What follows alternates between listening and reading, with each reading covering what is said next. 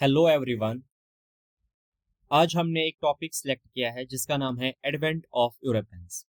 इस टॉपिक का मतलब है कि कैसे डिफरेंट यूरोपियन पावर्स हमारे इंडिया में दाखिल हुए, वो कैसे इंडिया आए, क्यों आए, और फिर अगर वो यहाँ पे आए तो उनका क्या असर यहाँ पे रहा, उनके डिफरेंट इम्पैक्ट्स हमारी सोसाइटी पे, हमारे कल्चर पे, हमारी इकोनॉमी पे क्या असर उनका रहा।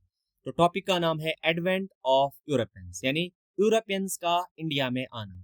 आप सबों को पता होगी कि हमारा इंडिया जो आज है ये ऐसा नहीं हुआ करता था।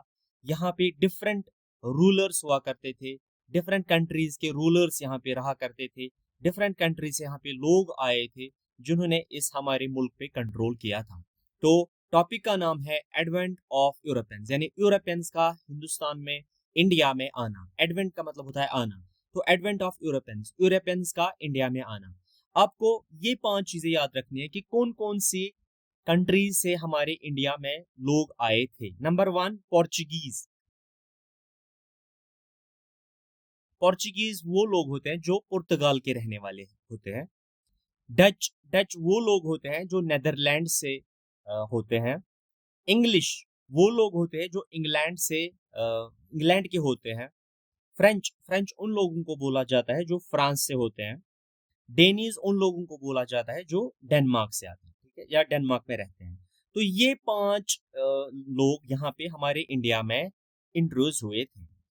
पोर्चुगीज पहले आए थे, फिर डच आए थे, फिर इंग्लिश आए थे, फिर फ्रेंच आए थे, फिर डेनीज आए थे। अगर हम देखेंगे ये लोग हैं, इनकी कंट्री कौन कौन थी।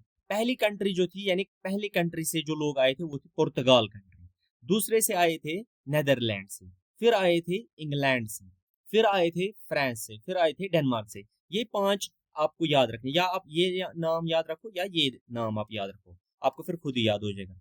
तो हमारे इंडिया में, मैं आपको दोबारा बताऊंगा, हमारे इंडिया में अभी तक 5 कंट्रीज से लोग आए थे। पहला पोर्चुगीज, दूसरे लोग आए थे डच, फिर आए थे इंग्लिश, फिर आए थे फ्रेंच, फिर आए थे डेनीज। ये तो ऐसे कॉम्प्लिकेटेड लगता है, मैं आपको एक शॉर्ट ट्रिक दूंगा। PDEFD, PDEFD, PDEFD से आपको जल्दी समझ आएगा कि ये 5 कंट्रीज के लोग जो यहाँ पे इंडिया में आए थे। फिर इनका यहाँ पे रूल भी रहा था, थोड़ा थोड़ा कहीं पे ज्यादा रह गया था, यहाँ पे इन्होंने ट्रेड किया था, और फिर अपनी इस कंट्री को कंट्रोल में भी लिया था। तो ट्रिक है PDEFD। अब यहाँ पे कंफ्यूजन है, डी क्या है और डी यहाँ पे भी है। तो जब भी हम कोई काम कंप्लीट करते हैं फिर लास्ट में हम बोलते हैं कि आई एम डन, यानी मैंने काम किया। तो यहाँ पे आप डी को डन बोलो, डन, डन मतलब डेनीज, डन और डेनीज थोड़ा मैच होते हैं।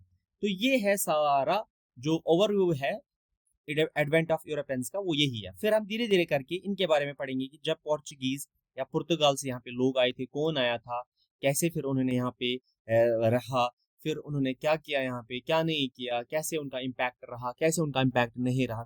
फिर धीरे धीरे करके हम डच का पढ़ेंगे, डच ने क्या किया, इंग्लिश वालों ने क्या किया, फ्रेंच वालों ने क्या किया, डेन्स वालों ने क्या किया, कहाँ पे फोर्ट्स बनाए, क्या बनाए। तो ये शॉर्ट में जो ये है, ये बर्ड आई व्यू है इस टॉपिक का, एडवेंट ऑफ यूरोपियंस का, यानी यूरोपियंस का हमारी कंट्री इंडिया में आना।